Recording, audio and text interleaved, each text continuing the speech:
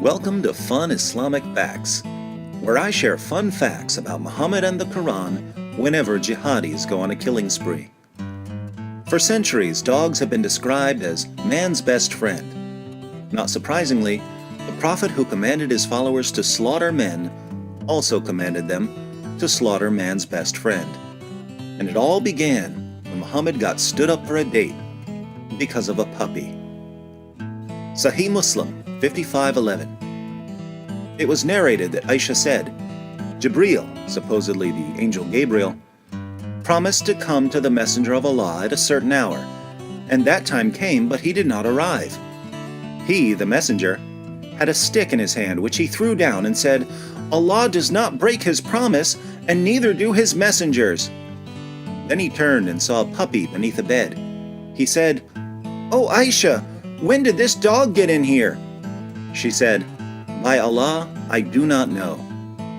He ordered that it be taken out, and Jibreel came. The messenger of Allah said, "You made an appointment with me, and I waited for you, but you did not come." He said, "I was prevented by the dog that was in your house. We do not enter a house in which there is a dog or an image." So the Archangel Gabriel is petrified of puppies and pictures.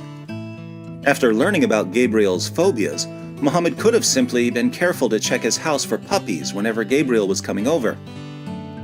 But this is Muhammad we're talking about, and it just wouldn't be Muhammad without an epic bloodbath. So the canine carnage began. Sahih Muslim 40:16. It was narrated from Ibn Umar that the Messenger of Allah ordered that dogs be killed. Sahih Muslim 40:18.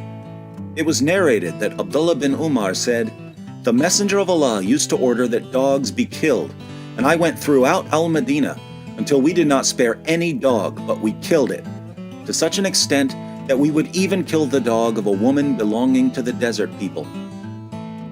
But some of Muhammad's followers complained because they had dogs for hunting and for herding sheep, so Muhammad changed his mind.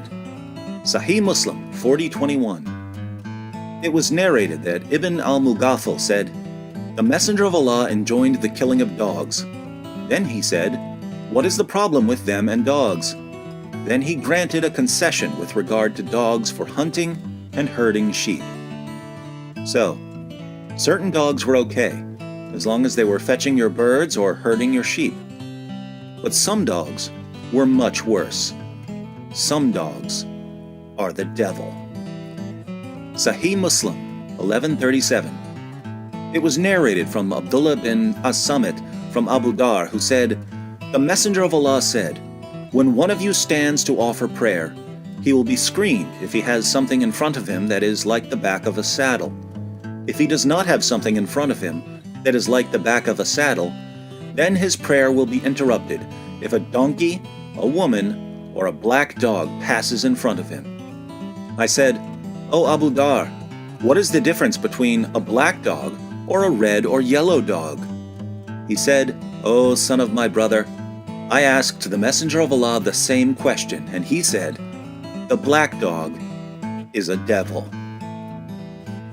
More timeless wisdom about Satan from the Prophet who said that Satan pees in your ears, hides in your nose, and farts when he hears the call to prayer. Surah 21 verse 107 of the Quran declares that Allah sent Muhammad as a mercy to all creatures. But apparently, this doesn't include dogs, and it certainly doesn't include black dogs, because the color of a dog's fur determines whether it's the devil. If you're wondering why Muhammad said that black dogs are the devil, keep in mind he also said that Satan looks like a black man. For more on Muhammad's view of blackness, be sure to watch Muhammad, the White Prophet with Black Slaves.